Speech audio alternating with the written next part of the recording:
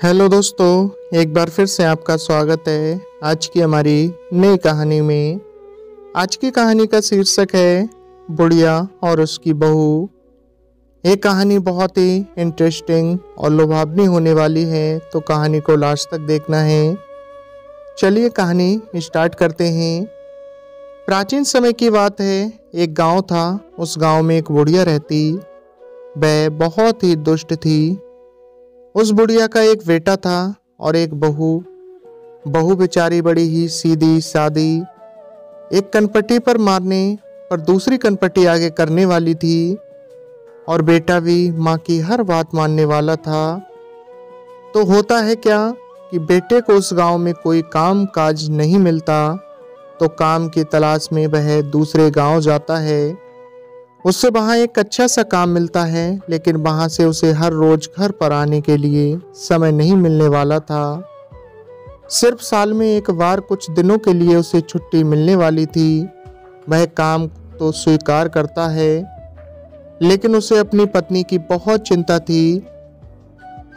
इसलिए दूसरे दिन काम के लिए वह घर से निकलते वक्त बुढ़िया से कहता है, माँ, मेरी पत्नी को अच्छी तरह संभालना है। बुढ़िया कहती है, हाँ बेटा, तुम बिल्कुल भी चिंता ना करना, मैं तुम्हारी पत्नी का अच्छी तरह ख्याल रखूंगी, उसे कोई कष्ट होने नहीं दूंगी। बेटा बेफिक्र होकर काम के लिए दूसरे गांव चला जाता है। बेटे के घर से जाने के बाद अब बुढ़िया का ही राज था। वह बहू को संभालती कहाँ, वह तो उसे जितना हो सके उतना सताना शुरू करती है। स्वयं पैर फैलाकर बैठती और उससे घर खेत का सारा काम करवाती। उसे पाँव फटने से पहले ही उठाती, खाना पकाना, बर्तन मांजना, पानी भरना आदि काम करवाती है। उसके बाद कभी जंगल में लकड़ियां लाने के लिए भेजती है या खेत का काम करने के लिए। दिन भर उससे कोल्हू के बैल की तरह परिश्रम करवाती है। उसे थोड़ा भी समय विश्राम करने के लिए नहीं देती। उसके ऊपर उसे ठीक तरह से खाना भी नहीं देती। कभी कांजी का पानी तो कभी बासी खाना देती थी। बेचारी बहू ये सब कष्ट चुपचाप सहती रहती थी। सास को पलटकर कभी कोई जवाब न देती। उसके बताए किसी काम को कभी ना कहती। तो इस तरह ही दिन बीतते हैं और सास को पता चलता है कि बहू गर्भवती है, तो वह एकदम खामोश हो जाती है और सोचने लगती है, कमाने वाला अकेला बेटा है, उसमें एक बच्चा आ गया तो खाने वाला एक मुंह और बढ़ जाएगा। उसके ऊपर बच्चे के जन्म के बाद उसका ख्याल रखने के कारण बहू कोई काम नहीं करेगी, मुझे ही सब काम करना पड़ेगा। जिस दिन उसे बहू गर्भवती है यह बात मालूम हो जाती है, उस दिन से वह उसे पहले से ज़्यादा सताने लगती है। सास का तकलीफ देना पहले से ज़्यादा बढ़ता है, तो भी बहू उसे उल्टा जवाब नहीं देती। वह चुपचाप उसका बताया काम जैसे भी हो करती है। तो इस तरह कुछ और महीने बीतते हैं। बहू के 9 महीने पूरे होकर उसके प्रसूति होने का समय करीब आता है। उसके पेट में दर्द होने लगता है। बहू प्रसव वेदना से व्याकुल होकर सास से कहती है, माँ जी, लगता है मेरे प्रसूति का समय नज़दीक पहुंचा है, आप जल्दी दाई माँ को बुला लीजिए। इस पर सास उसको एक नींबू देकर कहती है, तुम्हें दाई की कोई ज़रूरत नहीं, तुम उस जंगल में जाकर इस नींबू को खाना, तुम्हें प्रसूति हो जाएगी। पर मेरी एक बात सुनो, यदि बेटा हुआ तो ही उसे लेकर आना, बेटी हुई तो उसे लेकर यहाँ नहीं आना। बहू बेचारी वेदना से तड़पती रोती सास के बताए उस जंगल में गई और उसने वह नींबू खाया। कुछ ही पल में उसकी प्रसूति हो गई। उसने एक बेटी को जन्म दिया। बहू ने उस बेटी को बड़े प्यार से दुलारा, उसे दूध पिलाया और नींबू खाकर वह पैदा हो गई। इसलिए उसका नाम निम्बावती रखा। इतना करके उसने किसी पेड़ के तने में कोई खोकर है क्या, इसकी खोज की, तो उसे एक पेड़ का खोकर मिला। उसने निम्बावती बच्ची को उस खोकर में रखा और उस पेड़ पर रहने वाले चिड़िया से कहा, चिड़ियों, मेरी बेटी का ध्यान रखना, इतना करके वह घर वापस आई। जब वह अकेली घर वापस आती है तो बुढ़िया समझ गई कि उसे बेटी हुई है और वह उसके डर के मारे उसे जंगल छोड़कर आई है। पर वह बुढ़िया बात को पलटती है। वह गांव में शोर मचाती है, मेरी बहू ने बच्चे को खा लिया, मेरी बहू बच्चे खाने वाली डायन है। बहू उसकी बात अनसुनी कर देती है और मन ही मन इस बात से खुश रहती है कि ईश्वर की कृपा से उसकी बच्ची जिंदा है। अब बहू हर रोज ढोर डंगरों को चराने बहाने जंगल में जाती है और अपनी बच्ची को दूध पिलाती है। इस तरह कुछ दिन बीतते हैं। उस पेड़ की खोकर में निम्बावती धीरे धीरे बड़ी हो जाती है।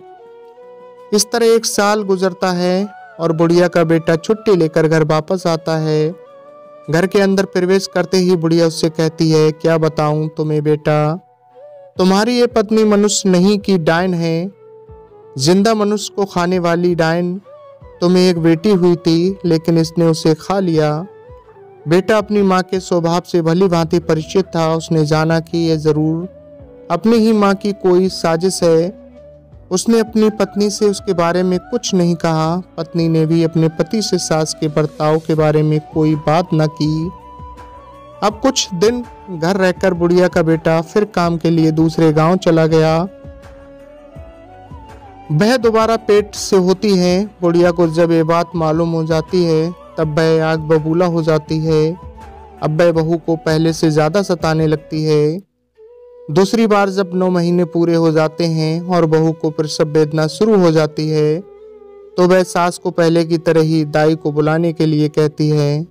इस बार भी बुढ़िया दाई को नहीं बुलाती बल्कि मुट्ठी भर जीरा लाकर उसके हाथ में देती है और कहती है, ये जीरा लेकर उस जंगल में जाना और इसे खाना, तुम्हें प्रसूति हो जाएगी। बेटा हुआ तो ही उसे लेकर यहाँ आना, बेटी हुई तो उसे वहीं फेंक कर आना।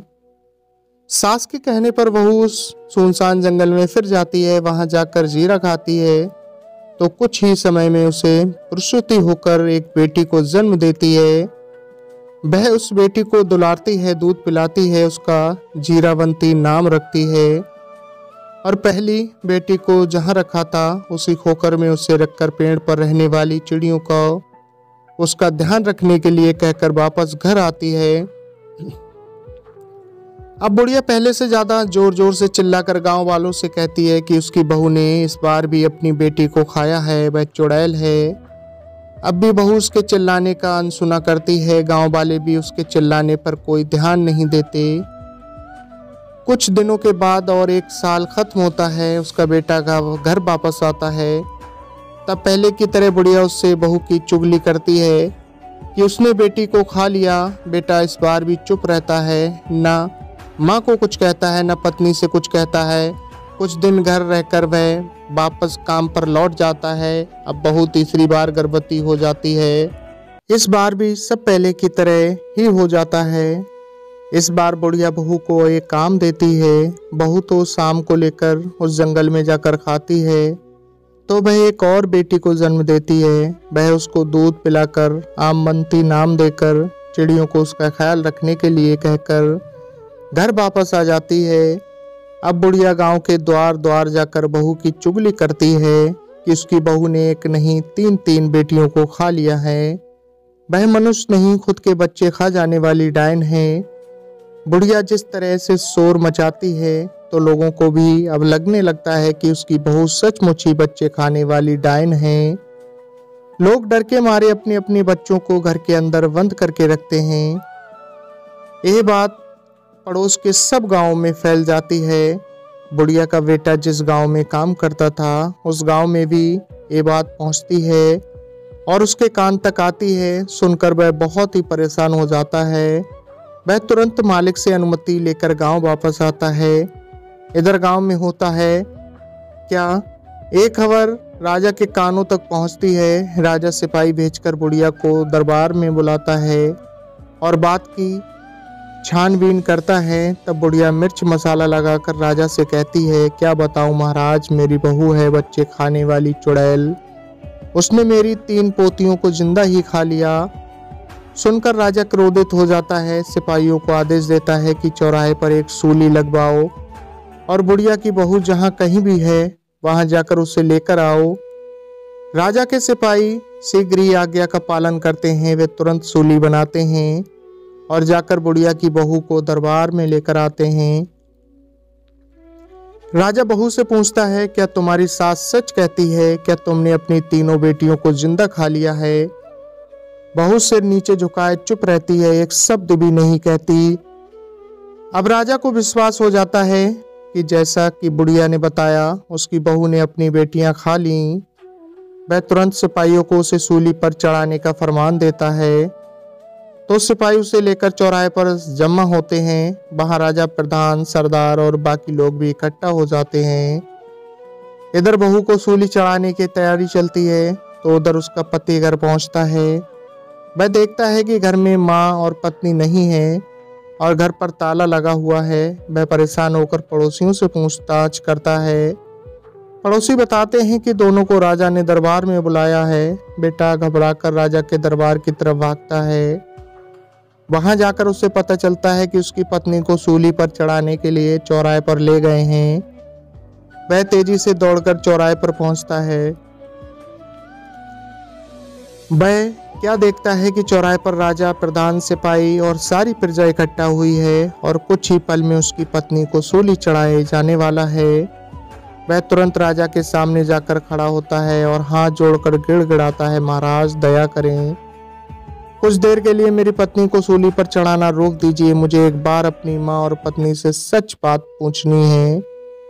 यदि मेरी पत्नी अपराधी है तो मैं खुद कहूंगा कि उसे सूली पर चढ़ाएं। राजा सिपाहियों को कुछ देर के लिए सूली पर चढ़ाना रोकने का आदेश देता है। अब बेटा माँ से पूछता है, माँ ईश्वर के लिए सच बात बताओ। लेकिन बुढ़िया उसे झूठ ही बताती है कि उसकी पत्नी ने तीनों बेटियों को खा लिया है। अब बेटा पत्नी से पूछता है, तुम्हें मेरी कसम मुझे सच बताओ। पत्नी शुरू से अंत तक की सारी बातें पति को बताती है, लेकिन कोई भी उसकी बातों को सच मानने के लिए तैयार नहीं होता। तब वह कहती है, सच्चाई क्या है आप अपनी आंखों से ही देखिए। और वह गाने लगती है, निम्बावती मेरी प्यारी बिटियारी, संकट में मेरी रक्षा करना। जीरावंती मेरी बिटियारी, संकट में मेरी रक्षा करना। आमबंती मेरी बिटियारी, संकट में मेरी रक्षा करना। बहू का गाना खत्म होने की देर तीनों बच्चियां जंगल से दौड़ दौड़ कर वहां आ जाती हैं और अपनी माँ से चिपक जाती हैं। उन बच्चियों को देखकर बुढ़िया के बेटे को सच का पता चलता है। राजा भी सच समझ जाता है, सारे लोग भी सच जान लेते हैं। राजा क्रोधित होकर बुढ़िया से पूछता है, अब तो बता बुढ़िया, सच बात क्या है? राजा के तेवर देखकर बुढ़िया को कपकपी छूटती है। उसे सच बताना ही पड़ता है। सच बात जानकर राजा ने जो सूली बुढ़िया की बहू को चढ़ाने के लिए बनाई थी उस पर बुढ़िया को ही चढ़ाता है। उसके बाद वह बुढ़िया के बेटे से कहता है, तुम्हें अब काम के लिए दूसरे गांव जाने की ज़रूरत नहीं है। मैं तुम्हें इसी गांव में काम दूंगा। तुम अपनी पत्नी और बच्चियों को लेकर सुख से यहाँ रहना। बुढ़िया का बेटा हाथ जोड़कर कहता है, आपकी बड़ी कृपा हुई महाराज। उसके बाद वह अपनी पत्नी और बच्चियों को लेकर घर जाता है। राजा अपने दिए हुए वचन के अनुसार 2-4 दिनों में बुढ़िया के बेटे को अपने राज में एक अच्छी सी नौकरी देता है। वह बड़ी ईमानदारी से उसे नौकरी को करता है और अपनी पत्नी तथा तीनों बेटियों के साथ सुख शांति से जीवन व्यतीत करता है। तो दोस्तों बस इतनी सी थी ये कहानी। एक सास का अपनी बहू के प्रति इतना क्रोध और इतना असहनीय कार्य कराना बहू के लिए काफ़ी संकट का काम था। तो दोस्तों कहानी आपको कैसी लगी कमेंट्स बॉक्स में अपनी राय ज़रूर साझा करें। मिलते हैं फिर अगली वीडियो में एक नई कहानी लेकर। आपने अपना कीमती वक्त दिया, तब तक के लिए धन्यवाद।